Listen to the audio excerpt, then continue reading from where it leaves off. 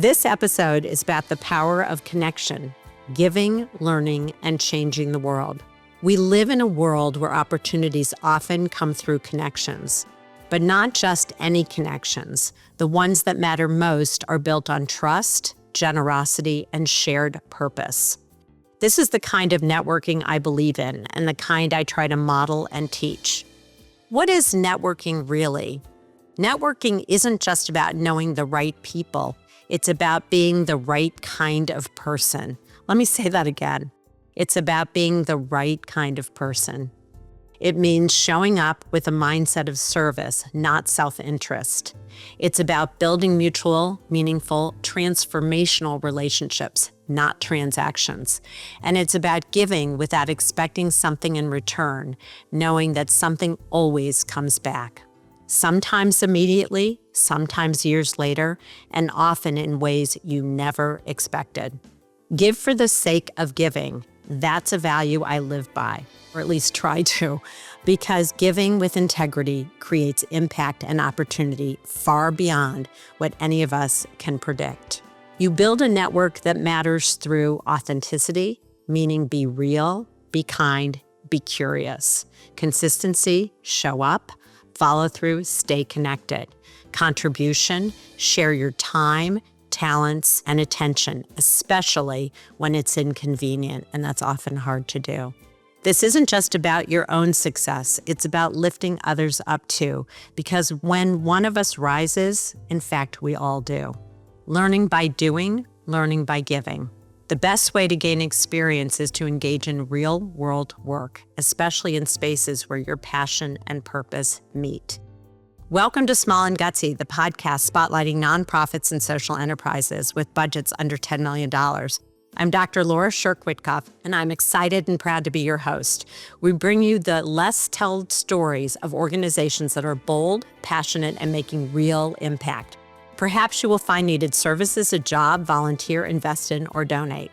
Small Gutsy is more than a podcast. We're a 501c3 nonprofit. We've recently been ranked number 8 on FeedSpot's top 30 social impact podcasts and number 9 by Million Podcasts for our youth empowerment episodes. We're proud of these honors, but honestly prouder still of our mission to elevate the visibility of small but mighty change makers. Do you know a nonprofit or social enterprise doing incredible work? Send them our way to Laura at smallandgutsy.org. Passion meets purpose. This is why I admire MovingWorlds, which connects skilled professionals with social enterprises around the globe. And these are opportunities to apply your talents in meaningful ways, collaborate across cultures and sectors, learn, grow, and stretch, not just professionally, but personally. When you give your skills to a mission that matters, you're not just helping others, you're transforming yourself. I love that so much. MovingWorlds shows us a path forward by supporting people doing good, sharing your skills, creating relationships that ripple outward into families, communities, companies, and countries. Because real change doesn't start with strategy or funding. In fact, it starts with human connection. What I hope the next generation can glean from the Changing Worlds movement, and yes, I do think it's a movement, don't chase success, chase significance. Be a giver, build bridges, learn from every person and every experience, especially the hard ones. I keep trying to remind myself of that. Surround yourself with people who value impact over ego and collaboration over competition. The world changes one connection at a time, and that connection can start with you and MovingWorlds. MovingWorlds operates a global platform that convenes partners from all sectors to build a more equitable, just, and sustainable economy by empowering social enterprises and the people working with and within them. They believe that social entrepreneurs are the on-the-ground heroes demonstrating that we can collectively build a more just, equitable, and sustainable global economy. For more than a decade, they've been exploring how to best support them to grow revenues, create world-positive jobs, and scale up impact. Through their programs, partnerships, and ongoing research, social enterprises need more than just financial investment to achieve their world-changing potential. And this networked platform is an important component. They have over 1,000 professionals from companies, social entrepreneurs from over 105 countries, and over 35 impact investors and accelerator partners.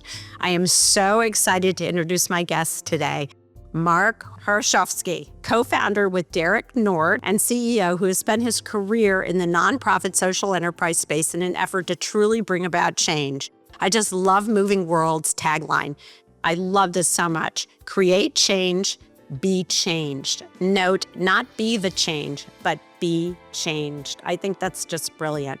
So let's get started. Welcome, Mark. I would love to learn a little bit about the early days because I know you went through a whole metamorphosis and you continue to iterate. And I would just love to understand how you and Derek came up with this and really how it shifted over the years. So thank you for being here. I really appreciate it. Thanks so much for having me, Laura. And as you were talking there, I just felt like my blood pressure come down and my hope increase. I was like, we should just end the podcast right there. That was a beautiful intro about connection. And so I want to thank you for sharing that. I want to thank you for this opportunity. To get to your question about how this came to be, I think it's worth going back in time a little bit to some of my just personal stories. So I grew up, both my parents had immigrated over from different countries in Eastern Europe. Father was a political refugee, my mom a displaced person. They ended up meeting in the United States, marrying. This is where I was born.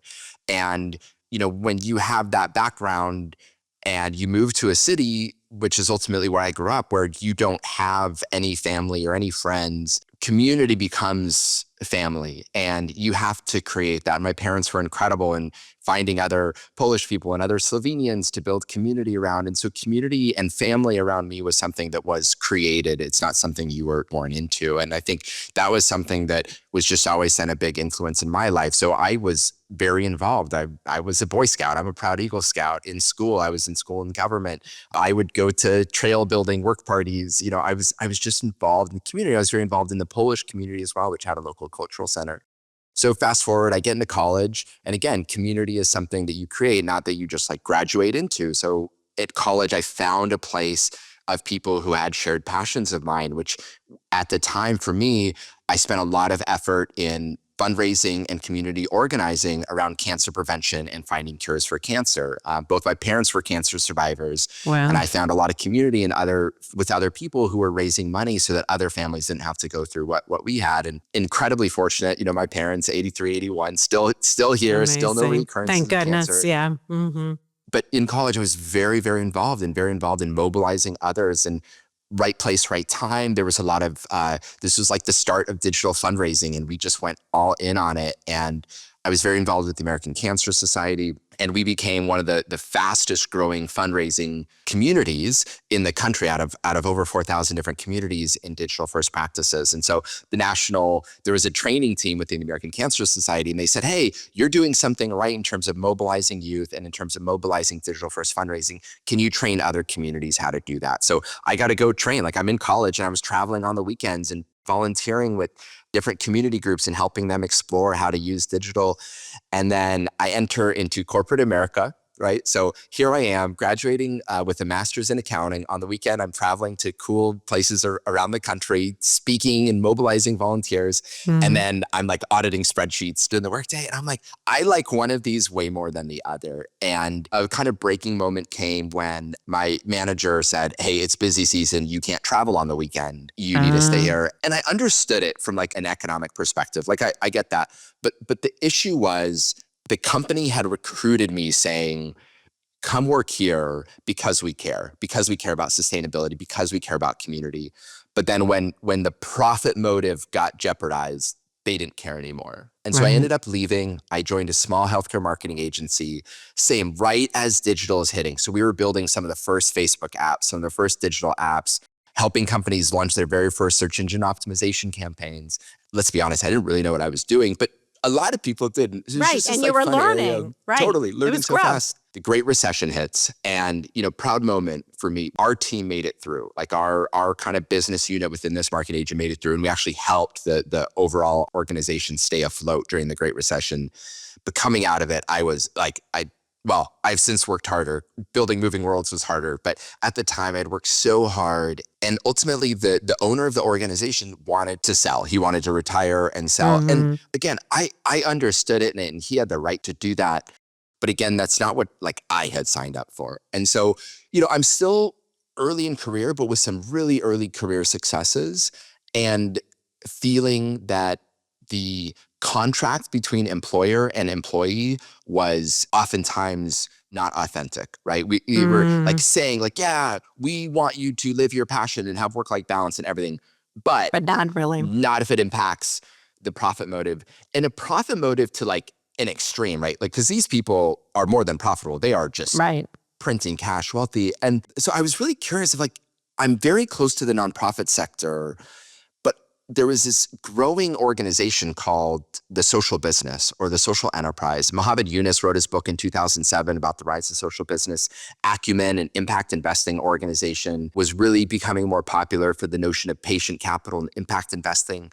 And I thought that makes so much sense to me from a business perspective and an impact perspective. So truth be told, I'd applied to a fellowship program with Acumen. I didn't get it. I made it to interviews. I was devastated when I didn't get it. I was like, I'm gonna go create my own fellowship. So I spent the money I was thinking about saving and putting into a house and traveled around the world and volunteered for a year with social enterprises. Love that. And Wow. that's where you mentioned the power of connection. Like organizations opened their doors and they said, yeah, we need your help, or I don't, but I know somebody else that does. And so slowly from Nepal to Indonesia to Malaysia to Argentina, New Zealand in between, I found these incredible organizations. Wow. They were the most innovative, most inspiring.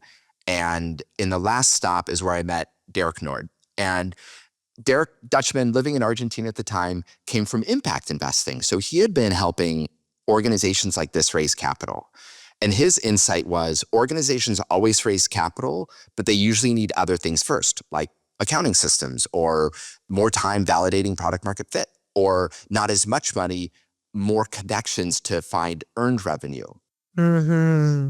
We now had both lived this to say organizations are always chasing money, but what if they could find earned revenue first? What if there's ways that they could be more sustainable without trying to court funders? And so we realized that there was a global network of professionals looking for more purpose, wanting to give back, wanting to contribute. So we built a platform in order for them to do that, where professionals from anywhere could find inspiring innovators, volunteer their skills, and then in so doing, help these organizations grow.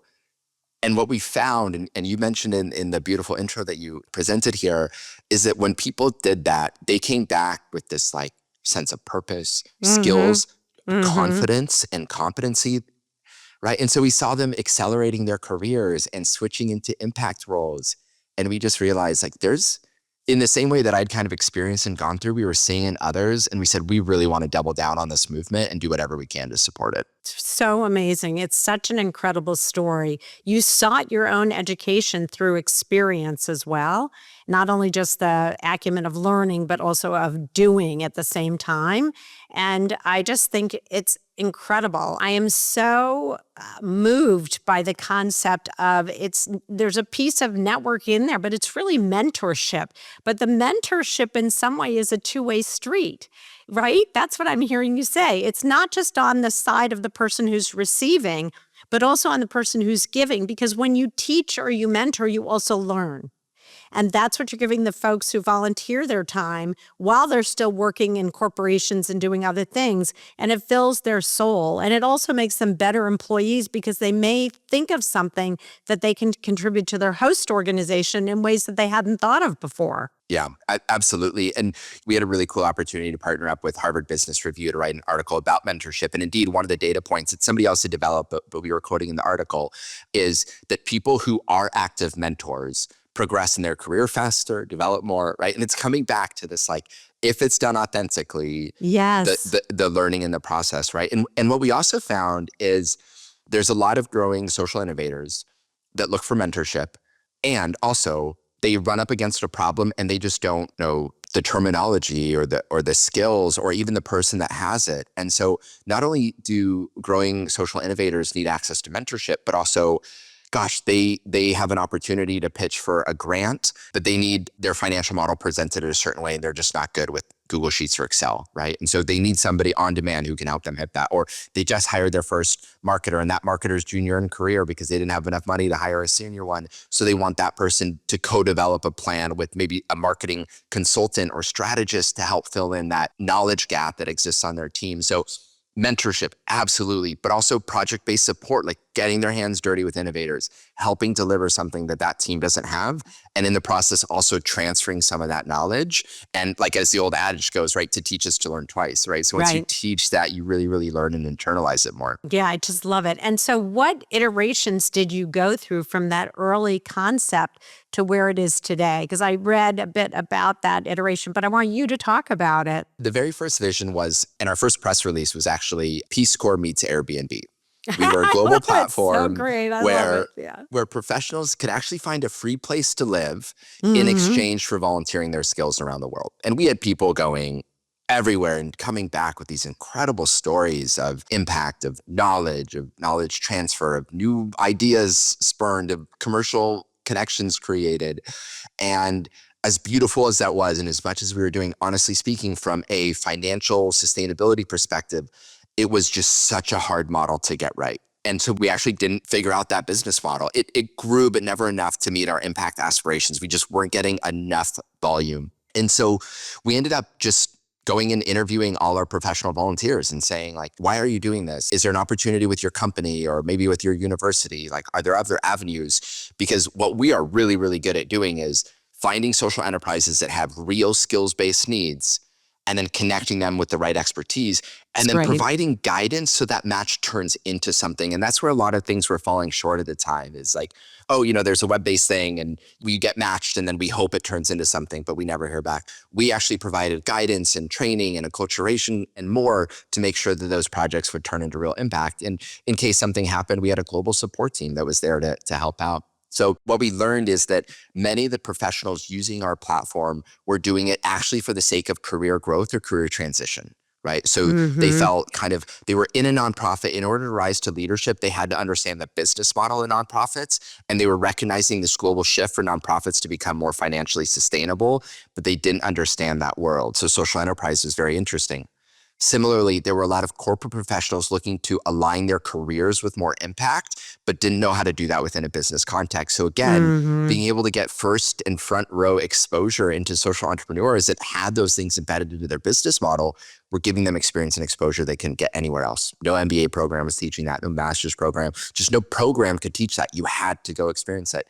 So we were supporting these professionals and we said, well, what else are you looking for? And they're like, well, coaching and certificates and more peer connections. And so we built a community called the MovingWorlds Institute where professionals that were going and volunteering their skills could do that in community. So not on team-based projects. Everybody still did their own project, but in community where they had a global cohort of professionals going along the same learning journey and they could talk to and share fears and hopes with and share connections with and use that experience to grow. So that grew, and then that got the attention of some big corporations who said, oh, we want to build that program. So we started working with Microsoft and Tableau and Siemens, like other really, really big brands to sponsor employees to go volunteer their skills overseas. And then COVID hit. Like we were just like, we were having a breakthrough year, right? We had doubled, we were going to double again. It was such a, the team was growing fast, the mission, like everything was going great. COVID hit. And before that, did those companies send their employees for like a month? For how long did they usually go for? Because that's also a big commitment that these companies made. Yeah, so different programs were different. Some would sponsor people for 2 months. Some people would make it a benefit if employees were going on leave or sabbatical or exiting the company or entering the company.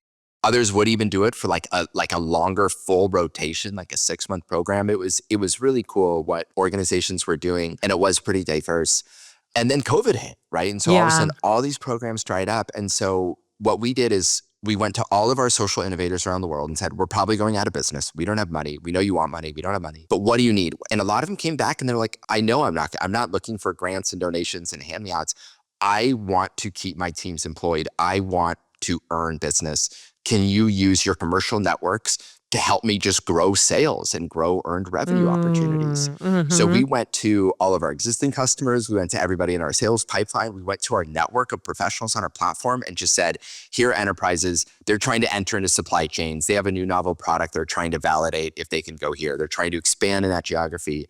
And a couple companies came back to us and said, not only do we want connections to these social enterprises, we have a problem and we think you can help us solve it. And their problem was great. these big companies, right? Like a Unilever is an example, right? Their problems were, we are making products and putting them in packages that are not sustainable, right? They're either plastic or they still have too many chemicals, or they're not providing the right value to an audience that is still very underserved, maybe because they're in poverty. So we're looking for innovators that can help us get rid of waste, get cleaner ingredients, and distribute more effectively to organizations and to communities that don't have the ability to maybe buy our existing products. So we started connecting their employees to volunteer with innovators that had the potential to actually plug into these global supply chains. Wow. And it just reignited the business, right? So all of a sudden we ended up getting even more corporate customers than ever before saying, we want our employees to get exposure to social innovators in our industry.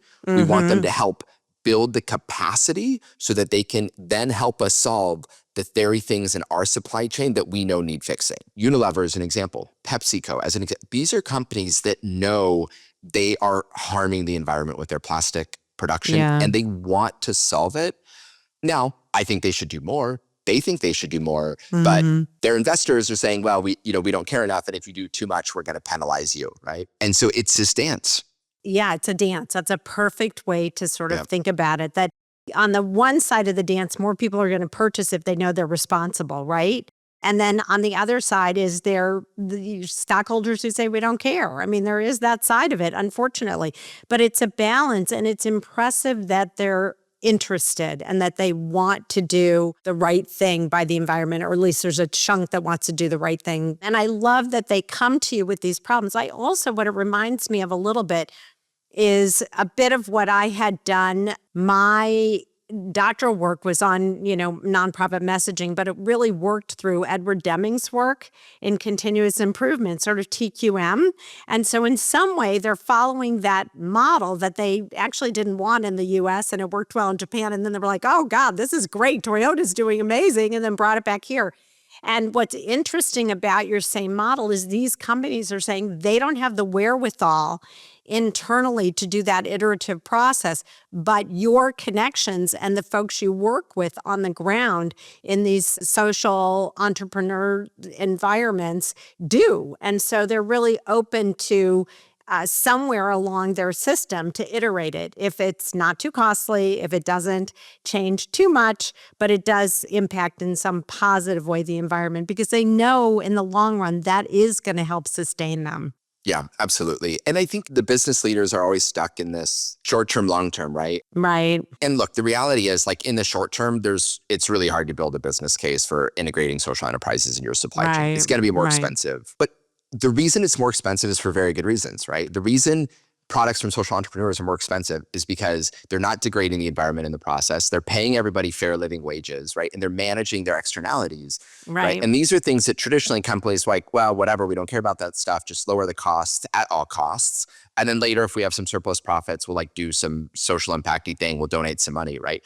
But now the BS flag is raised on those things, right? Great book from Anand Giridharadas talking about winners take all. Like, that type of kind of short-term thinking isn't the type of products that consumers are increasingly want to buy, right? And so I think for the leaders that can take a long-term stance here and say, if we're investing in our business models for the future, then we really need to pay attention to the sector. And there are some business leaders that are brave enough and have enough kind of moral fortitude to take that long-term position and really try and integrate that into their supply chains. And when those things happen, that's when I think you really start to see more creative innovation that is managing negative externalities. And I think that trend is only going to increase. And actually we see it now, even with all the crazy political backlash against ESG and environment, social and governance causes. Despite the political backlash, spending on ESG measurement and initiatives is actually still increasing this year.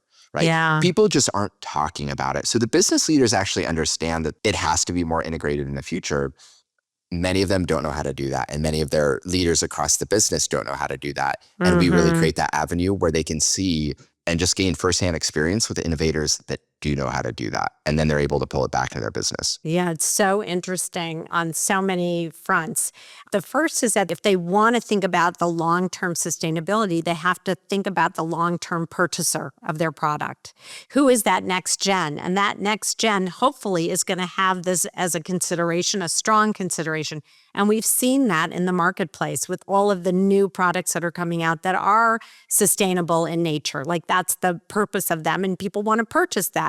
There's also, you worked in the cancer world. There are diseases that we get from our environment when we don't think about that kind of impact. So I think that is definitely the direction it's going.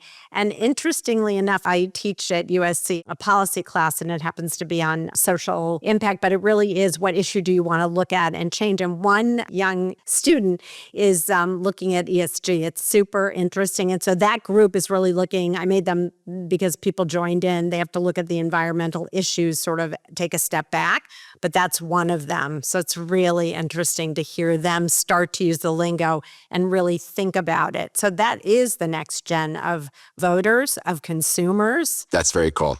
Yeah, it's very cool. And I think you were on to something 10 plus years ago, and it's iterated appropriately because our economic climate goes up and down because of all the other factors like COVID or like a disaster that occurs. And so talk about the program, the platform in and of itself currently, and how do people think about accessing it from either if you're a corporation or you're an individual, you're a social entrepreneur, or even a nonprofit. Yeah. Let's start with like the social enterprise, the social innovator, the nonprofit, because we have a saying at MovingWorlds, like start at the social entrepreneur and work backwards from there. If we solve problems for them, everything actually falls into place really nicely, right?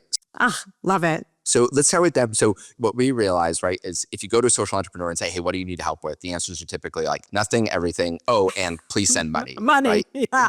Right.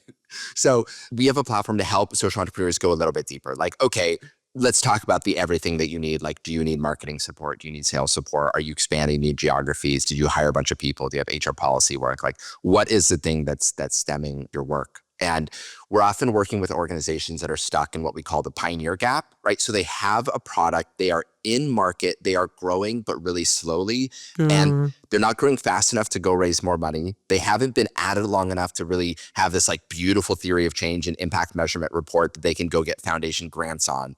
So they can't get like commercial revenue and they can't get grant revenue. And they're trying to figure out how to grow. So these are typically business problems like customer interviews, product evolutions, refining products. These are all things that people with technical skills, whether that's technology or marketing or sales or operations, can help them solve. So, Great. So we work with the organizations first to help them get more specific about the things that they need help with. We have an assessment. We use some AI supported tools to guide people. And we also employ an entrepreneur in residence who will do a one-on-one call with every single entrepreneur to just help them think about where they need help to grow. So once we understand their business needs, we translate that into effective volunteering projects, things that can be done by a mentor or a team of consultants or an individual who has a couple hours a week or maybe 3 weeks off from work and wants to go full time. So you do really an assessment. You do a thorough assessment. And are those social entrepreneurs from all over the world? All over 110 countries. And then doing work in even more countries, right? Because like a social enterprise example might be based in Kenya, but might also be doing work in Ethiopia, right? Yeah. So that's how it starts. So we use that information then from our social entrepreneurs, and then we continue to support them. We bring in experts to speak to them. We do peer networking opportunities for these entrepreneurs so they can learn from each other. We create opportunities where they can learn about different investing or accelerator or even grant opportunities. So we have a whole network of support for them, irregardless of our volunteer platform. Now, using that segue, right? The other side of work that we do is our volunteering platform. So when we partner up with a corporation, we first help corporations understand how skills-based volunteering can really integrate strategically into their business. I was recently reading a report that I believe over 60 or 70% of corporate social responsibility initiatives, and this was done by, it was like an academic report that looked at this, actually are not aligned with the business's core strategy. Wow. Right. So that as soon as you get into a tough economic time, that's why they always get slashed. It's just because they're not aligned. So the first thing we do is help our corporate partners think about how to integrate it strategically into their core business. And then from there, we create an experience where employees from any site around the world can log onto the platform, be welcomed, guided into why the company is providing them this experience, and then from there connect directly to these innovators where they can volunteer their skills. They can do it as individuals, they can do it as teams, or in some cases, we also do these really cool, what we call cohort-based programs, where we'll bring in like a cohort of 50 people. Like we're just kicking this off, I don't know, our 6th, 7th iteration. I'm losing track now with EY, who brings in 50 people to help mentor organizations that are using and trying to implement AI, but not sure how to do that in the most constructive way for their organization. So providing them coaching so they can move through some of these growth motions. So we also do these cohorts where we have people joining at the same time and ending at the same time. Because they also build connections within that cohort, Bingo. I would imagine too. Yep. And also, I just want to comment how brilliant it is to go back to a business core strategy, because they're going to be less likely to throw the baby out with the bathwater when something happens because you've aligned yourself. And that is a brilliant decision. It's both economic, but it's practical. There's a practical decision with that, which says, look, if we're not in line with where you're going or what you're thinking about anyway, then we're dispensable. Not that you wouldn't be, but it hopefully is a little insurance around that piece. Yeah, I think so. And, use the word brilliant, and lest anybody leave this episode thinking I might have any brilliance, right? This was not like us sitting like, oh, it'll work, and like coming with this idea. Like, we just went out and talked to these leaders, and we're like, we think there's something here. Like, what are you, and we got to know corporate social responsibility leaders and the challenges that they're facing and the things that their executives were saying, like, I'm not funding this initiative, but here's why. But if you can do this, I'll look at it again. And then they were coming to us. And so I think in that, just like being curious and listening to these groups that we know were part of the system that we needed to engage to support social entrepreneurs, what they came back and said was, we can't do this using traditional philanthropic thinking. We can't just like throw money at this problem. We need to figure out how to align this into our business. And if we can do that together, then maybe we can win over executives and build that support. And that's ultimately what happened. And then when we started to see that repeat, we said, okay, that's really, we need to figure out how to build this into our programming more. But that shows the level of thinking is an entree via curiosity, and it's going back to the source, and it's doing a really thorough assessment, but it's also building trust with the folks you're going to and asking them, and not just asking them for the sake of asking them because you want to create a change that works for everybody involved, you, them, the folks who are in the program. When you sit back, it's logical. Sometimes the problem, at least I've experienced as a consultant, is that it takes time. It takes time, right? And energy and commitment and dedication and really good listening. And not being afraid to kind of talk about the hard stuff, which I think is great. I think it does speak to the way you have organized this platform and this approach, which is through the lens of total curiosity. Like it really is. And then when you start to see things repeat and then you try them out and you get positive stuff coming back, you go, oh, maybe we're onto something. I think it's great. It's really great. Yeah. No, thanks for amplifying it. It's really funny. Earlier I mentioned like to teach us to learn twice, right? One of the areas I think I've really benefited from a leader is like via our MovingWorlds Institute, we went out to this incredible group of mentors and advisors to MovingWorlds and just said like, what are the frameworks? What are the tools? What are the resources that help people like you create meaningful change? And we got very interested in the idea of like systems thinking and systems change, right? And like step one of systems change is like, understand the system that you're operating in. Yeah. But in order to do that, you have to like create this map of like, who are the different stakeholders? Who are the influencers? And then you have to go understand them and you have to speak to them, not as entity to entity, not as system to, but to like human to human, right? And understand like what moves. And that takes time, but then you build connection, then you build trust, then you really learn the problem that needs to be solved. Then you start to be able to draw maps and say, oh, wow, your problem we could solve by connecting you to these social entrepreneurs and to these funders. And then how can we connect you all together? And that's just been so instrumental to our growth. It's such a thoughtful process. That's just the word that comes to mind. It's curious and all of that I said before, but it's such a thoughtful process that you think is natural, but I think oftentimes it gets shortchanged with a Band-Aid. Let's go fix it and we'll do this. And it's just a Band-Aid that just doesn't really work over time.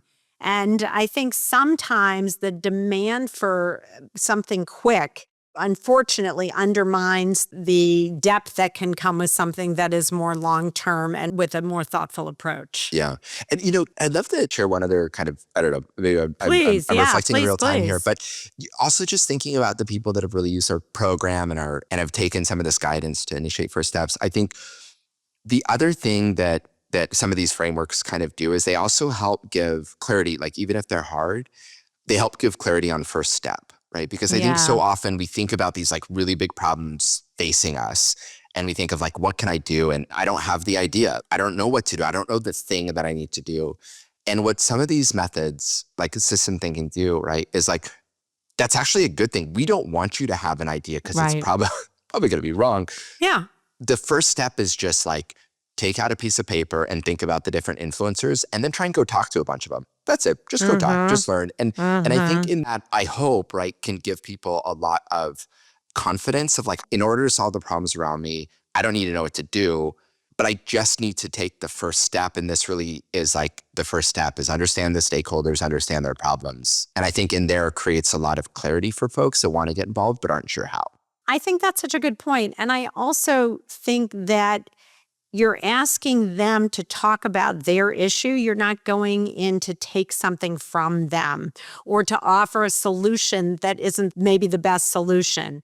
As a professor, sometimes I look at my students and they have come up with an answer without ever having like done the research first. And when I mean research from why is it a problem in the first place? Like, who cares? Like, tell me how and why I'm supposed to care about this. Yeah. And all the way to what's being done about it. And then go to the place of, okay, these are the things that are being done. Who are the actors? How have we thought about this? And so it's really teaching a methodology or an approach. And they get frustrated. They don't sometimes want to do it because they go, oh, wait, I know what the answer is. Let's just fix this policy or do this. And it is, but you're really teaching an approach. And I agree that, of course, all of us, like, think about anything in our current world that you see on Instagram. Half of it is selling, like, you can look younger, you can feel better, you can do this. You don't have to go to the gym and work hard and exercise. Just so I think you're teaching something that as humans, we've lost the finesse in recognizing things take time, relationships take time, and trust takes time. And when you go in with curiosity and wanting to support and wanting to really know, what you're going to get back is going to be so rich in comparison to going in and saying, I have the answers, I know what to do, or I'll do what you do, and then I'll just replicate it. Because one system it can't replicate the next thing and always work in the same way. So so I love it. I think you're teaching all of us something. Yeah, well, I'm happy to hear that, right? And I feel like we're just taking the frameworks, right, really popularized by others. Like I just finished the book, Thinking in Systems or Systems Change. Oh, yes. I know that. Thinking in Systems. Yes, I have it on my shelf, actually. Great, right? Yeah. And then Dr. Francois Bonici, like from the Schwab Foundation of the World Economic Forum, he's got a great book about systems change, right? And I think one of the things that all these things talk about, and actually fitting that you brought up earlier, the work of like total quality management, right? Yeah. Because one of the big concepts in there is like the exercise of 5 whys or root cause analysis, right? Of being like, okay, well, why is that problem there, right? And if you stop at the first why, the first idea that you have might address the first why, right? People don't have enough fresh food in a food desert in a inner American city. Okay, well then let's go put fresh food there. Okay, but why? Why? And once you get into there, you start to learn about things like financing issues, racial discrimination, infrastructure issues, and then you can have meaningful conversations on how to actually solve this for the long term. And I think that's what we don't do enough as a sector, but some of these tools give us the language on how to start that process. Right. And those are questions that are easy to ask and hard to answer. Yeah, oh yeah. Because otherwise, right? Point. But what's so interesting is that someone wants to come up with the right answer why. And again, it's an iterative process, which is just like Deming's work, even on continuous improvement. You don't throw out the whole thing. You keep pushing to figure out, let's tweak this, let's figure this out. But if you don't ask the deeper why, you don't know where or how to approach it. And so, I think you've reminded me that that's something I think I should introduce to my class, Oh, actually, fun. because we have a method, but I think just getting to that root piece is something that they don't automatically do. Yeah. Very cool. Yeah, it's great. So thank you for that. That Yeah, was thank you. good. You teach to really learn, Yeah, actually, right? that's That's real. really true. So where is it now? What are the different, you've gone to the side of the social entrepreneur, the organizations that come and can grow internally from having folks volunteer and they can get on the platform and they can find things. And then there's an institute, and then there's a group of a cohort that can go through the process together. So you really tailor this specific to the issue that someone comes to you and says, I've got a problem with X. And you do a thorough assessment, and then you connect folks. Yep, on both sides. Yeah, it's one of the things that we see is like social entrepreneurs are always going to need help. Like at the end of the day, if you start looking across a network of thousands of social entrepreneurs, like they're going to need help with everything: marketing, sales, HR, technical, database, AI, operation, like you name it. Right, it's true. They're going to need help. Somebody in that group of entrepreneurs is going to need help with almost any skill. So we can really go to any company with confidence and say, hey, no matter the skill sets of your employees, we can match them to skills-based projects where they can volunteer their skills. It's really then just figuring out what's going to work within that company, right? Some companies like F5, an amazing partner of ours, they sponsor employees for 2 weeks, fully paid time off to go support actually some of the nonprofits that they give grants to globally. It's amazing initiative. CEO endorsed, really cool program, so much love from employees. And then we have other companies that maybe while they're not as generous with per person time off, like SAP is an example, they don't give hundreds and hundreds of employees every year 2 weeks full time off to do it, but they make the experience available to employees and they give guidance to employees on how to talk to their manager to include it as part of their career development conversations. Oh, that's and great. It has HR endorsement. So when employees go to their manager saying, hey, I want to help this enterprise with the technical thing or sales thing or market access thing or an ops thing or an HR thing, whatever it is, their manager is actually saying, oh, this is an incredible growth opportunity for you. Let me help you think, like go through this and move through this in a way that's also generative for you as well as for the organization. So yeah, we work with companies. We just make sure that how their employees engage works with their own needs and economic situation and HR policies, et cetera. But in there is just this kind of consistently growing demand. We're getting more and more enterprises asking for support. We're getting more and more professionals sponsored by their corporations available to volunteer and support the needs of these, right? And then like our real work starts, right? Which is, to be fair, that's like all a ton of work and our team's incredible in making that happen. Well, I just have to say, I love that it is really tailored. You have really, again, tailored it to a corporation that has different needs and can do different things. And so I just love that it isn't one size fits all for every corporation. You sign up and then you have to do this. It doesn't work that way in real life. And so you've created the system that is flexible. Yeah. We found like we went to that. We wish it was more uniform. It'd be a lot easier to operate if it was, right? Of course. But the reality is, right? But then I think our afterburners kick on, right? And then we try and provide additional guidance to say, hey, now that you finished volunteering with this organization that's doing incredible work, taking plastic out of landfills and turning it into an upcycled product, is there a way that can solve a problem within your corporate supply chain? Can you help make connections? Do you have other industry connections? And we actually ran a really cool program with Microsoft through their Entrepreneurship for Positive Impact program, where in addition to providing mentorship support, these 50 leaders across Microsoft were taking these tech entrepreneurs who had like climate-based solutions or accessibility solutions and walking them into customer meetings, right? And saying like, I love can it. you do business with this enterprise that's coming from our network? And I think coming back to the power of connections, like, yes, from a human fulfillment perspective, but also what a lot of social innovators need is just like, they don't come from a lot of these networks. And so corporate professionals are plugged into networks in ways that they don't even understand yet. And they can just walk these people in the door and get the meetings that would take these organizations a year to try and set up on their own. So it's really cool when those connections build too. So we really try and grease the wheels on more and more of those conversations as well. I love that because it really speaks to the lack of access and what privilege affords some people and doesn't afford others. And you're trying to level the playing field a bit in sort of making those happen for folks. And that's really admirable.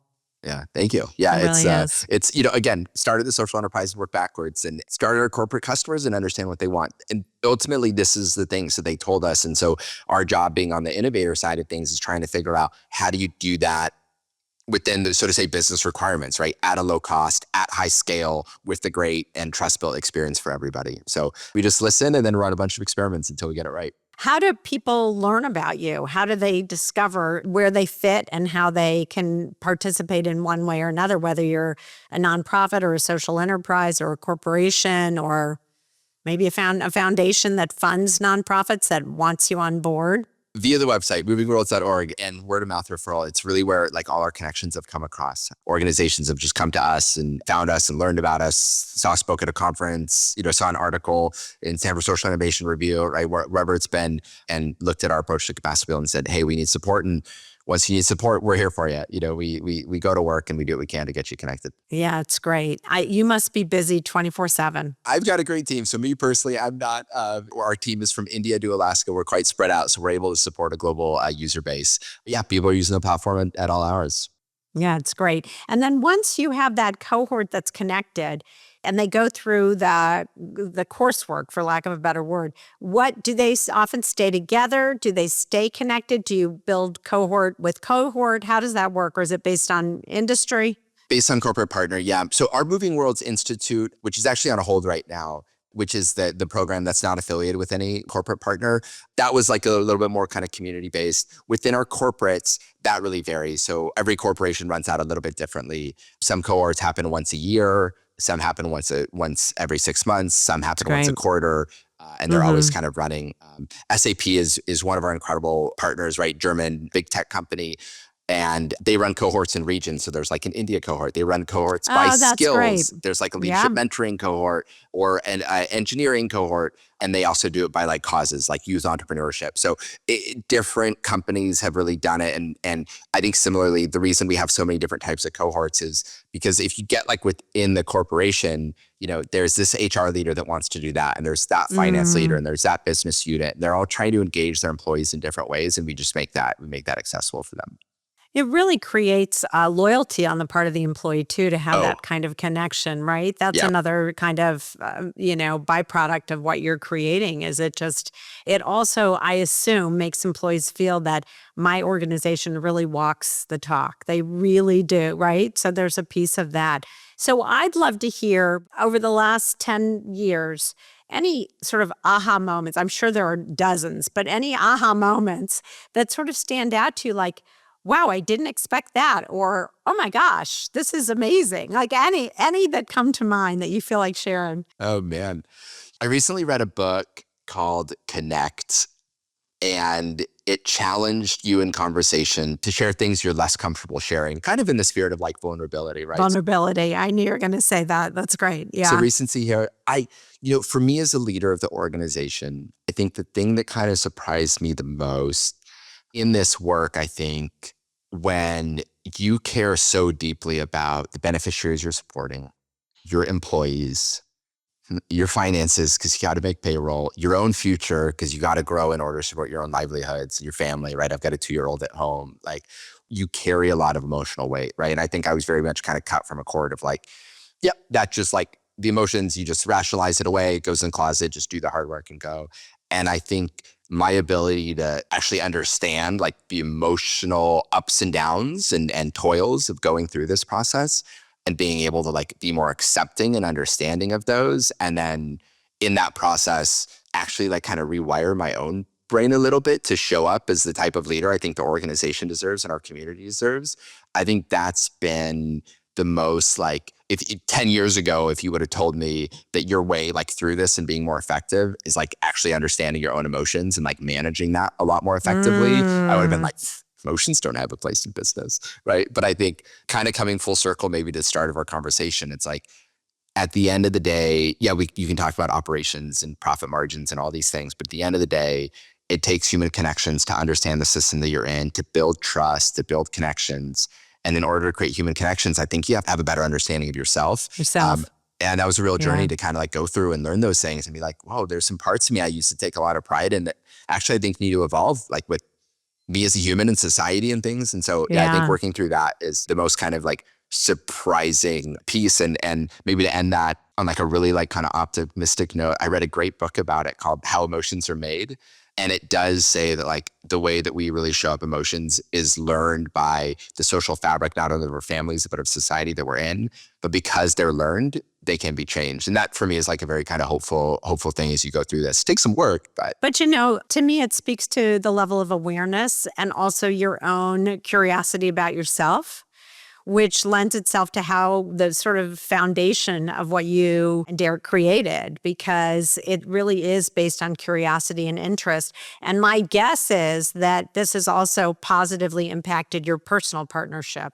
Your love I think partnership, so. right? Because it kind of has to, right? Because you show up as, if you're truly curious and you truly hold back on either a judgment or a reaction and bring out the compassion or the emotional piece, it doesn't mean you operate solely in that space, but you have a space for it. Well said. Then it allows you to be really human, which is what you're asking people to do in this context on your platform, is find the humanity among us and let's move forward together.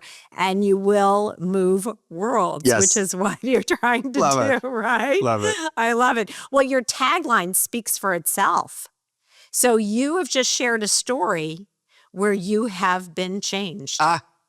Yeah, there you go. Love okay, fair enough, right? Fair enough. Is that pretty good or what? I'll take it. Like, it's great. Love the mirror. Seriously, you're talking to a therapist, so it's like hard to get away from that. Sorry about that, but it's true. But it's very insightful. And I think my guess is the majority of folks who've connected with your platform and have gone through one of the programs or been connected through mentorship, whatever, have those moments of reflection. I don't think you can grow without them. And it doesn't mean you're less effective as a business person. You're probably, my guess is, more effective because you've allowed that reflection, because it also allows you to know that there's more than one right way. And sometimes you have to try, fail a little bit, try again, go back, that's what takes time. But that's what creates resilience and sustainability. So Fully. Bravo to you on that one. Well, and shameless plug, I think it's one of the things that we learned too is on the platform when they finish volunteering, we actually we guide them. And of course we can't enforce it, but we guide them to go through a reflective exercise, right? Because we think that's really, like we use this cool, and of course I'm blanking on the framework now, but the notion is learning happens outside your comfort zone, right? So it's like you want to push people to be a little uncomfortable. And I think these experiences do, right? People goes like, I'm not in that sector. I don't know that, or I've never done like this type of project in that space. Right. But learning happens outside your comfort zone, if you take the time to figure out how the insights you pick up can influence you in the future. So that kind of guided, having reflection, having space for peer-based conversation or manager or mentor conversation afterwards has been like another big value add that I think our platform has done, is it's nudged people to have those conversations in ways that they weren't before. And then it kind of comes, full circle into the experience. So even if you're volunteering, not on our platform, but creating space for reflection and introspection after those experiences is how you really can cement and internalize the experience. I think that's brilliant. And I also think that you have to put yourself in a position to challenge yourself and your set of norms as you're going through a process so that you remain curious. And I just love that. I mean, years and years and years ago, as a white, married, heterosexual parent living in the Northeast, I worked in public health and I worked specifically in the HIV community. And I loved it. For so many of my friends going, why are you doing that? I'm like, public health, it affects everybody. They're like, no, it doesn't affect you. It doesn't affect me. Yes, it does. It really does. And if it doesn't now, it will. And it was such a great experience on so many levels. Not only did I have to build trust with people who were different from me, which I loved more than anything, it was also, I had moments in time where I had to really sit with my own potential, what was a norm or what was a bias or and I had to really confront that, work through it in order to be an effective support person, whether I was, doing supervision or peer development programs or working on a team of folks. And I loved it for exactly the reason you cited, because I had to be challenged in order to grow and learn. And I learned a tremendous amount. And I'm grateful to this day because it has made me a more curious, open person. And I really appreciate that. So I'm so happy you said that. So any other, another quick aha moment in terms of something with somebody who's joined the platform, whether it was a corporation or a social entrepreneur or somebody where you were like, wow, I hadn't thought of that. One of the stories that comes to mind was a person that was volunteering, and they went and they volunteered, and they got to see the company that they worked at, that technology being deployed. And these were earlier days of AI, of facial recognition. And they saw deep racial bias in the technology, right? Because they actually saw this being applied. This guy was a white guy, Brazilian, but white guy. And he was volunteering in Kenya, and it was being used by a Kenyan startup. And it was great at recognizing him as a white person and terrible at recognizing some of the Black folks that were using the platform. And that, I feel like these stories are actually kind of dime a dozen. The aha for me, the thing that I think helped us understand the importance of this work is the guidance that was provided to that volunteer to do something about it. And he went to a whole next level. He went back to his company and said, this exists and I want to be a part of fixing it, or I'm going to leave the company. God, beautiful. Wow. The longer story of that is the initiative ended up getting picked up by the CEO, and a very large country ended up signing a commercial contract. And one of the things was because of their improvements in accessibility. I love that. Wow. Mm-hmm. Again, long-term, these are long-term fixes to problems. But I think when we saw that, I want to make it more than bravery, right? I think Jacqueline Novogratz talks about moral leadership. I think it's that. I think that level of moral leadership that exists within people. Because I think one thing in the impact sector, people are very quick to discount, the corporate sector or the corporate employee but the reality is there are moral leaders in all sectors, and being able to find them and activate them. When we realized that was something, we said we need to double down to figure out how to create more stories like this. It's a little audacious. I think it's a little nebulous, but in our intro, you talked about how we're trying to build a more just, sustainable, and equitable form of capitalism.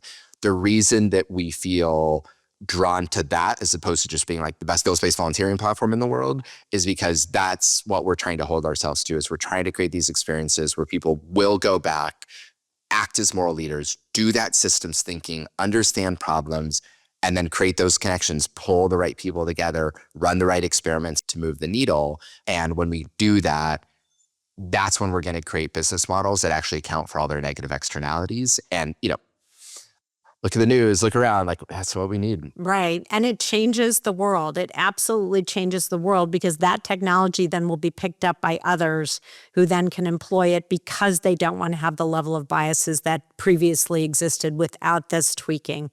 Look, in every industry, by the way, including in the nonprofit industry, there are bad actors and there are moral leaders in every single area. So you've capitalized on drawing those moral leaders in to learn and then do and then reflect and then grow, to wherever system they end up being, involved in. So I just love that. So toward the end of my podcast, which you may or may not know, I have a round of quick and gutsy questions. Yes. So Mark, are you ready for yours? I'm ready. Okay. Quick and gutsy. Let's go. Let's go. So what is at the top of your wish list for MovingWorlds? However, the answer can't be money or funding because that's what everybody wants, as you know. Yes, of course. Yeah. Look, for me, it's more of these stories. And when I say more of these stories, not just the volunteering story, it's the thing that happens afterwards, right? And I do think that we as an organization could do a lot more to grease the wheels on that. But I think it's creating more and more of those longer term connections. That's hard to do. It's easy to just skills-based at scale. Well, I shouldn't say it's easy. It's actually very hard to do. That's why not many people are doing it. Yeah, true. But yeah, I think for me, it's really helping grease the wheels, nurturing and providing that guidance so that we see more of those examples. Well, and you really see organizations and people change. You see individuals change as a result of what so great, perfect, wonderful. If you were to think of a song that describes moving worlds, it could be a lyric, but if you think of a song, what would it be? This would change by the day. The recency on this is like we had our 2-year-old toddler on a drive, and he was like asking for music, so we turned on like a random song, and this song came on about a person climbing aboard a pirate ship. And since that, our son every day like will sing it and act it out. And I'm like, this is entrepreneurship, right? And the way it goes, like, and the captain said to me, we're going this way, that way, forwards, backwards, up and down, over the deep blue sea, and then faster and faster and faster. And I'm like, that. I love it. I mean, that's life, that's entrepreneurship. But Right. yeah, that's the song. It's in my head. We love it. Congratulate your 2-year-old for giving you that Totally. song as your organizational song, because you know what? It is. Yeah. That's part of life's journey, is the up and down, the back and forth, the in and out, the whatever. Yep. And it's truly to be the captain of your own ship. So your own agency, you have to recognize that that is part of the journey. So the Totally. earlier you learn that, the better. So Yeah, your 2-year-old already gets it. He's on it. Yeah. I'm glad. That's great. So what makes Moving Worlds gutsy? Because you are very gutsy and you've iterated to prove your gutsiness. But outside of that, what makes you gutsy? Yeah, it's so funny because at the end of the day, it's like I don't feel gutsy. And one of the things that I think, try and like dispel the myth of is like to be a social entrepreneur, to be a change maker, that you like have to put yourself, kind of out there. But, at the end of the day, I think that's often like interpreted as gutsy, right? And so like, I don't know, I feel like part of my job is like demystify, like, and earlier that's why I kind of reacted to the word brilliant, or like in this case, gutsy. But all that said, to me, the scariest thing, and I kind of mentioned it earlier in the question of like, what's one of the ahas? It's like, I actually think to go like more internal, like I actually think that's the more gutsy thing that I've done, as opposed to like raising money. Like there's actually a lot of people have raised money. A lot of people have built new technology. I think as long as you go and just have curiosity with customers, you're going to end up at the right spot. A lot of people can go through that journey without the introspection. When you open that up, you really open up a can of worms. And so I think maybe at the organizational side, I think the gutsy thing that a lot of my team members have done is they have taught me that. Like they showed up really vulnerable and they encouraged me to do it. Like I didn't sit in like my room and be like, you know what I need to do? I need to be more vulnerable. Like people on my team that were reporting to me that we try and be flat, but even with power dynamics, like encouraged me and challenged me and coached me to better understand myself in the process. And I think that maybe feels like the thing that some of my team members role modeled for me. And then that gave me the strength to do it. So that's my answer. Yeah. No, it's beautiful because the personal growth piece is always, I think, potentially the hardest. And so it tends to be the gutsiest on some level, right? And that you discovered that, which is beautiful. So what is something outsiders or maybe even a few insiders don't know about Moving Worlds? Our very first business transaction took place when our website was a Google document That's great. that we shared Wow. and tried to get customers. That's great. I love that, Yeah, they don't know because what they see is they think you've always had it or it's iterated So you had to go through your own process. And what's great about that also is you're asking people to go through a process that you yourself have gone through yourself. And so I love that because you're living it, it's proof, it's true. If you were to get one celebrity or influencer to talk about Moving Worlds, who might that be? This one is so hard because I'm so out of pop culture. Or it doesn't have to be it could be somebody who you Anybody. admire. Oh, that- good. Yeah. Oh, good. Yeah, Oh, gosh. It's your personal celebrity or influencer. It doesn't have to be. Can I bring them back from the great beyond? Yeah. I don't know. If I hashtag them, it probably won't do anything, but you never know. So I'll give you two from the great beyond, just in the notion of service, right? Like Mahatma Gandhi, right, who said like the most selfish thing you can do is lose yourself in the service of others, right? So this very kind of like, I think, service-based approach. But in modern times, earlier I mentioned Jacqueline Novogratz, right? So maybe that's where I'll give credit to. I just think not just what she's done at Acumen, but the conversations that she has enabled others in the ecosystem to talk about more patient capital, to bring moral leadership into the business setting, I think has been really, really inspiring. And I think the complement of that like patient capital alongside the type of work that MovingWorlds does, which is like very human-centered capacity building, I think is a nice marriage, if you will. So I was just going to use that word. That's so interesting you say that. I love that.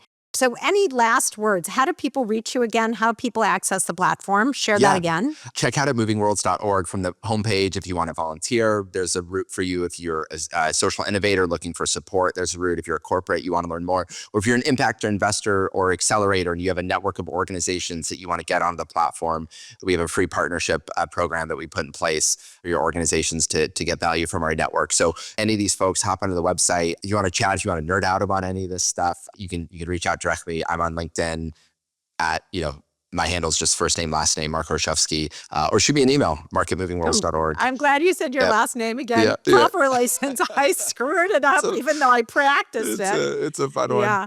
So for some reason, the Jewish holidays are coming up and I had shofar in my head. So then it screwed me up completely because you did give me the right pronunciation. I was like, whatever. It's so funny. So I just want to take a moment. This was such a fun and enlightening and deep conversation. And I really felt like I have grown just from learning more about what you do. And I know that Small and Gutsy is on the platform. We signed up and I need to finish my stuff, which I promised you months ago I'd do, but I'm trying to get these podcasts out the door. Get it. But I will, because I do feel like I may not fall into the total bucket of a social entrepreneur, but in some ways I am for what I'm doing for others. Yeah. And I do feel like being connected to your platform would be wonderful. So Small and Gutsy is going to be a member or is a member. I have to fill it out. Love to support and I really encourage everyone to check out your website and see what you offer, because it really is, my personal wish is the way the world should operate. It really is about building each other up and rising, the boat in the water and the whole metaphor, but it's really, really true. And so we all need to be there helping each other, because we're going to end up with a more equitable world, but we're going to end up with a world where we can all live in. Right now, that doesn't happen. So Well, I love that. Thanks for having me. Again, your intro, I was like, I love this intro so much. I need to print this out, put it on the wall. So no, I'm touched. I appreciate what you built here. We'd love to support you and the podcast in any way. And thanks for the opportunity. This was really, really touching for me as well. I loved every second of it. It was fun. It was interesting. It was deep. You're so knowledgeable. And I love the moments where you really had a moment of vulnerability that you've really changed through this process. And that's a lot. I think it's kind of what living is about. It's like what being here, and you've done it at such a young age. And I love that. Oh, thank you. As a cancer survivor myself, I'm happy to know your parents are still hanging around. Yeah. And my kid's father is Polish. So we, not originally, he's born in this country, but a lot of the traditions. So my kids all grew up with, pierogi and kasha and the whole 9 yards. Love those. So I get it. We had a Judeo-Christian household. So it was, they kind of grew up with a little bit of everything. Oh, that's cool. So I appreciate those traditions immensely. And my mom was a very young Holocaust survivor. So talking about yourself and your origin story was particularly moving for me. Yeah. Thank you for sharing that back. Yeah. Just incredible what generations before us had to go through, and here we are. Here we are, right. And you're giving back in a way to to repair the world. So in Judaism, we call that, and the New Year's around the corner is Tikkun Olam. And so you're repairing the world. I hope you hold that frame, because it really is quite meaningful. Thank you. Yeah. So thank you for your service. Thank you for doing that. And thank you for not forgetting that as capitalists, we can still repair the world. Yeah, it's real. Yeah. That's huge. I sometimes forget that as a nonprofit trying to scrape pennies together to produce this. But I deeply appreciate that. And the world has places for creativity and capitalism and not taking advantage of marginalized communities, but actually uplifting them globally and locally. So I just really want to celebrate that you're doing. It's well, thank you. I'm quite remarkable. really touched. Well, thanks for the Yeah. opportunity. Thanks for the spotlight, sharing some of these learnings. So No, it was great, Mark. Thank you so much. Please go to smallandgutsy.org to check out all of our episodes. And if you're so inclined, please purchase some Small and Gutsy merchandise, consider sponsoring an episode, or making a donation. Both are tax deductible and help keep us going and spotlighting these great organizations. The opinions and viewpoints expressed by our guests are independent and don't reflect the position or views of Small and Gutsy. Of course, we can't take responsibility outside of our own vetting of the organizations we interview, so before you sign on to support or work for them, we encourage you to do your own due diligence and research them as well. I want to thank my partners in this endeavor, the Intrinsic Group, the donors, the sponsors, and my incredible board of directors, Brianna Carmichael, John Gatto, Lucy Mello, Ari McCoy, Melissa Greitz, and Serena Rajabian, who believed in me in this project enough so to sign on to support this effort, and all the folks, friends, and family who have guided and inspired me. And thank you for listening. Together, we are spreading social impact, and you can help us. If you like this podcast, please share it with your friends. And don't forget to email me the name of any organization you feel would benefit from being interviewed. From small and gutsy to big with impact. I'm Dr. Laura Scherck Wittcoff, and thanks for listening.